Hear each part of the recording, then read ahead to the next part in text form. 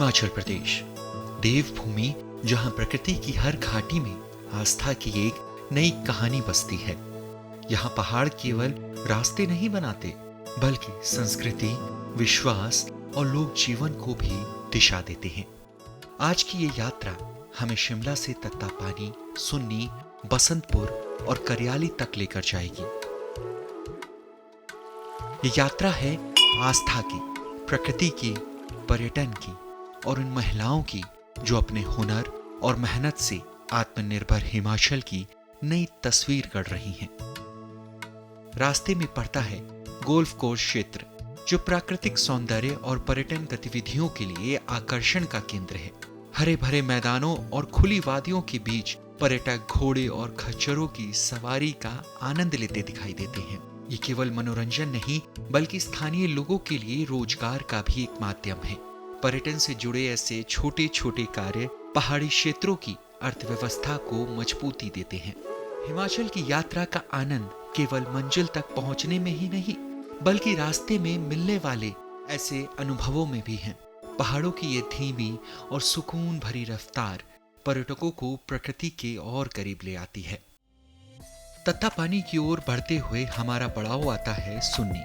शिमला जिले का ये क्षेत्र सतलुज नदी के किनारे अपनी अलग पहचान रखता है। सतलुज हिमाचल की प्रमुख नदियों में से एक है।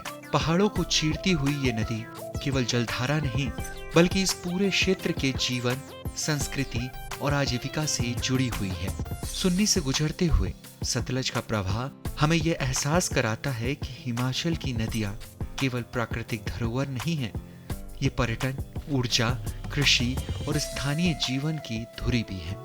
सतलुज नदी के किनारे बसा तत्तापानी मंडी जिले का एक प्रसिद्ध धार्मिक और पर्यटन स्थल है।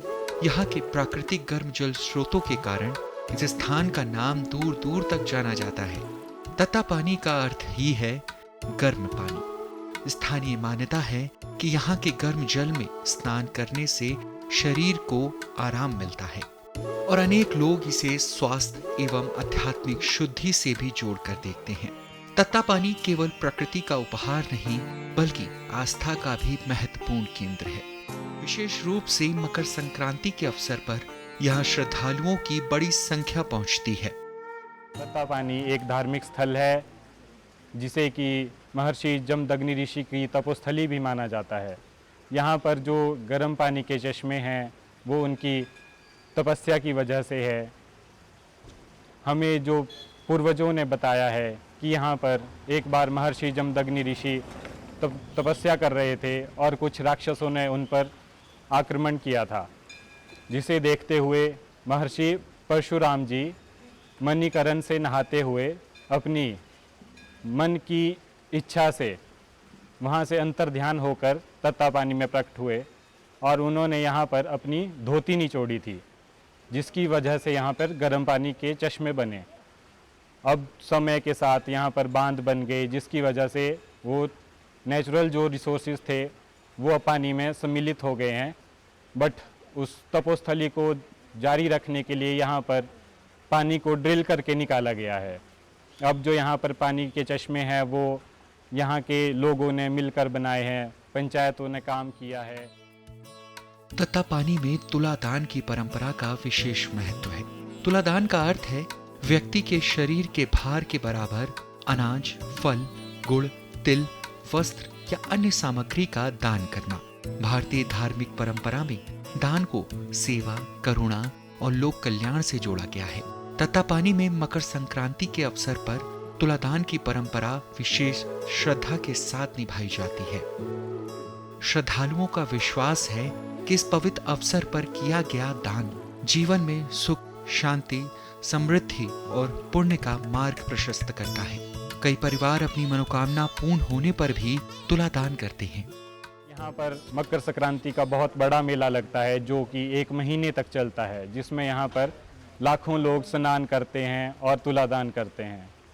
यहाँ पर तुलादान का विशेष महत्व है, क्योंकि ये एक तपोस्थली है। जो भी आपके पवित्र स्थान होते हैं, यहाँ पर कोई भी दान पुण्य करने से आपको उसका लाखों गुना फल प्राप्त होता है। यहाँ पर जो है तुलादान करीबन 150 सालों से करवाया जा रहा है। मैं यहाँ पर 7वीं पीढ़ी का वंशज हूँ जो तुलादान करवा रहे हैं। तुलादान आपका नवग्रहों की शांति के लिए होता है। आपकी कुंडली में कोई भी ग्रह हो जो आपके क्रूर कष्ट दे रहा हो, उसकी शांति के लिए नव ग्रहों की पूजा होती है और उसकी सुरक्षा के लिए, या आप बोल लें कि उसके उपाय के लिए तुलादान करवाया जाता है। तुलादान कोई भी करवा सकता है, इसमें कोई विशेष वो नहीं होता कि कोई ही करवाए, कोई भी करवा सकता है। तुलादान में आपकी एक तरफ अनाज रखा जाता है और दूसरी तरफ इंसान को इस तराजू पे बिठाया जाता है, जो कि आप मेरे पीछे देख रहे हैं। इसमें पहले आपको नवग्रहों की पूजा होती है, ब्रह्मा, विष्णु, महेश और यमराज जी का पूजन होता है। उसके बाद आपको इस पे बिठा के आप तुलादान करवाया जाता है और फिर स्नान करवाया जाता है। तत्तापानी में स्थित भगवान नरसिंह का मंदिर श्रद्धालुओं की आस्था का प्रमुख केंद्र है। भगवान नरसिंह को भगवान विष्णु का उग्र और रक्षक स्वरूप माना जाता है।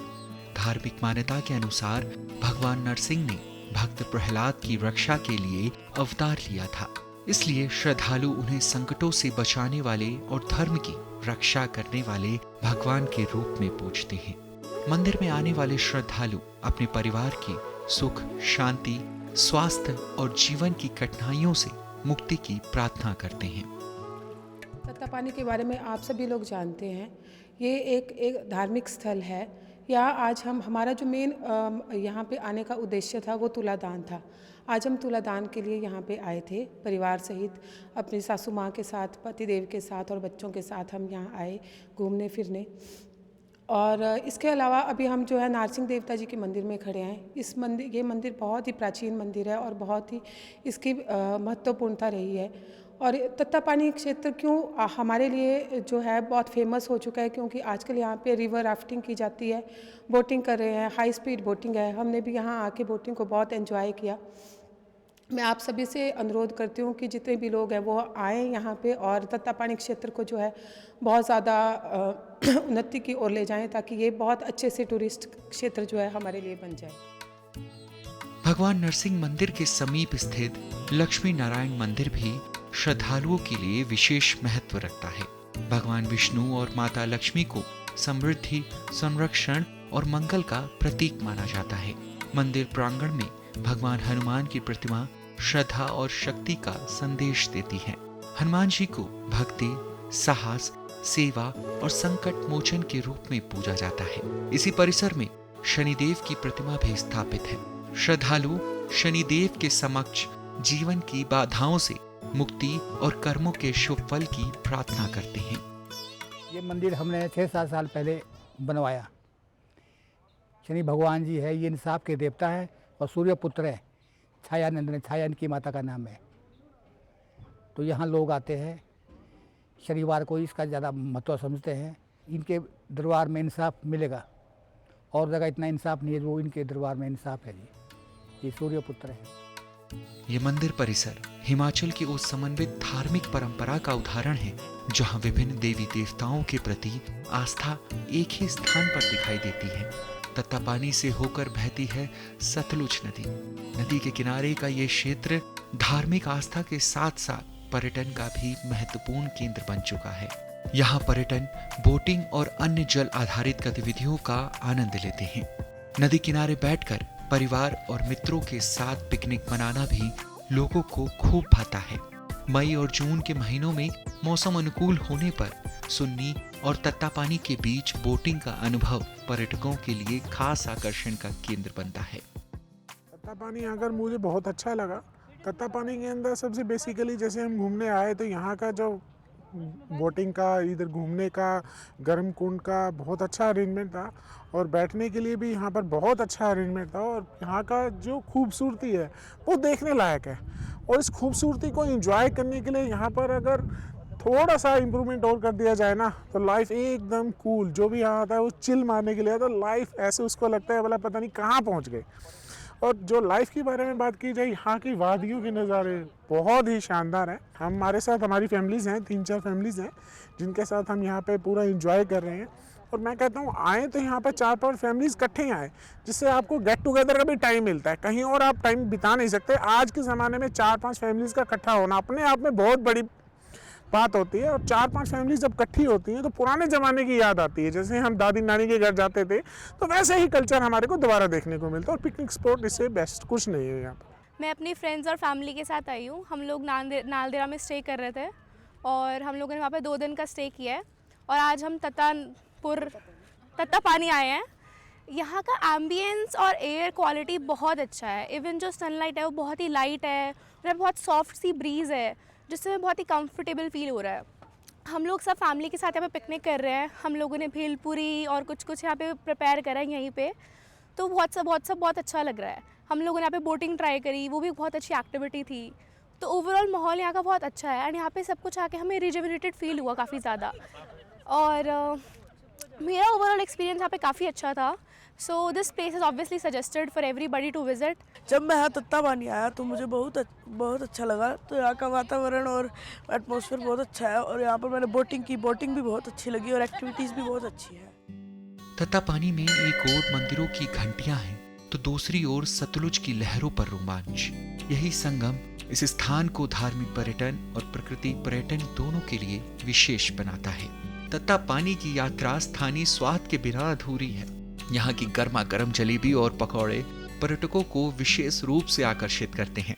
नदी किनारे की ठंडी हवा, पहाड़ी मौसम और गर्म जलेबी पकौड़ों का स्वाद यात्रा की थकान को भी आनंद में बदल देता है।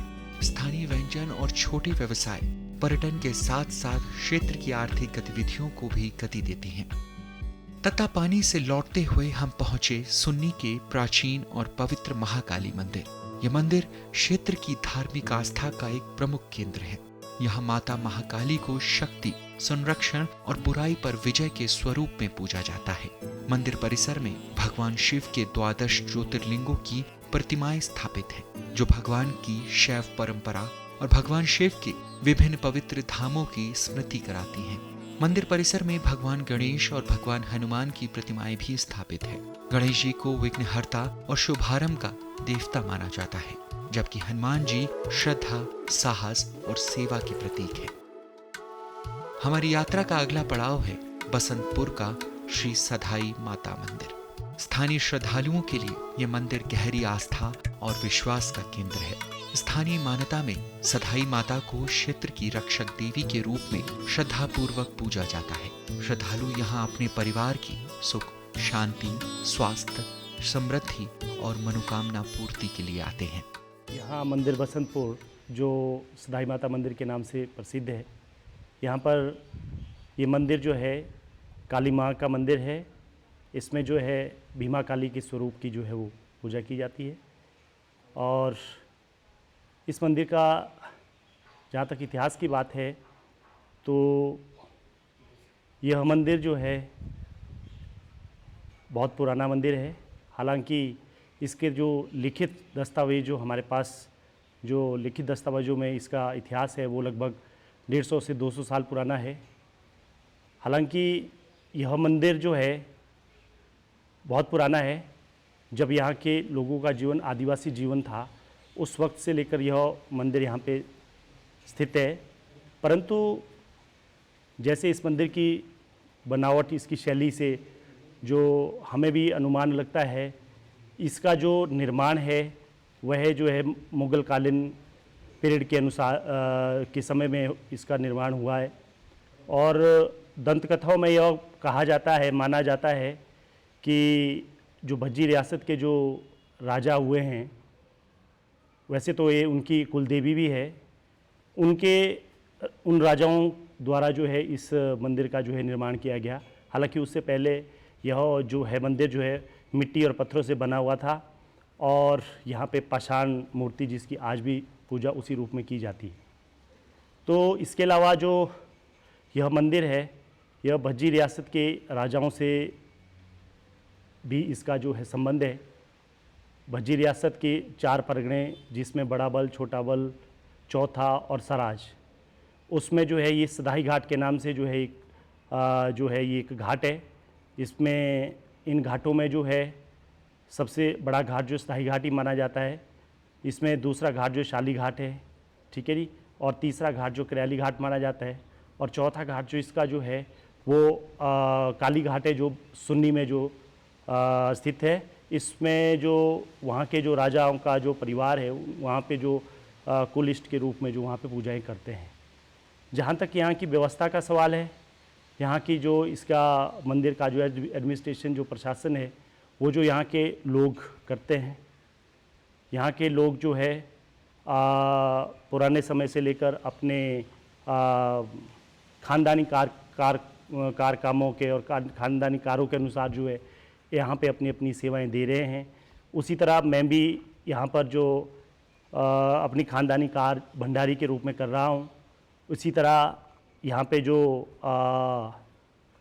हमारी मंदिर जो प्रबंधक सभा है उसमें जो अनेक खानदानियों से जो लोग काम करते हैं, जिसमें हमारे पंच लोग आते हैं, जिसमें हमारे जो है बाजा बजंतर से लेकर कोई झंडा उठाने से लेकर नगारा बनाने मढ़ाने से लेकर जो भी कार्य है वो जैसे पुजारियों का काम है भट्टू लोग करते हैं। पुजारी जो है भट्टू के नाम से यहाँ पे जाने जाते हैं। तो इस तरह से जो है ये यहाँ का जो एडमिनिस्ट्रेशन है, यहाँ का जो रख रखाव है या पूजा व्यवस्था या यहाँ पे जितने भी सामाजिक या दैविक या जितने भी आयोजन किए जाते हैं, यहाँ की जो है परगने के जो लोग हैं जो खानदानी कारदारों के रूप में यहाँ पे जो संस्था के रूप में जुटे हुए हैं और वह अपने अपने खानदानी कार के आधार पे जो यहाँ पे कार्य करते आ रहे हैं। हिमाचल की देवी परंपरा में अनेक ऐसे देव स्थल हैं जिनकी महिमा लोक स्मृति, स्थानीय कथाओं और पीढ़ियों से चली आ रही श्रद्धा में सुरक्षित है।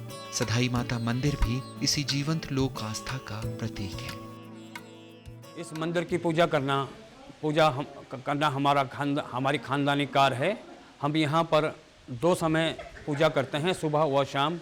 माता की पूजा भी होती है, भैरवनाथ की पूजा होती है, साथ में बाहर माता के पहरेदार जो है दरवानी और शाटका जिनको हमारी भाषा में बोलते हैं उनकी पूजा की जाती है। एक अन्य जो मेन मंदिर है यहाँ से कम से कोई लगभग 100-150 मीटर की दूरी पर है, वहाँ पर भी 2 समय पूजा की जाती है। इस मंदिर में स्थानीय श्रद्धालु तो आते ही आते हैं, मगर यहाँ पर दूर दूर से श्रद्धालु माता के पास शीश नमन करने आते हैं।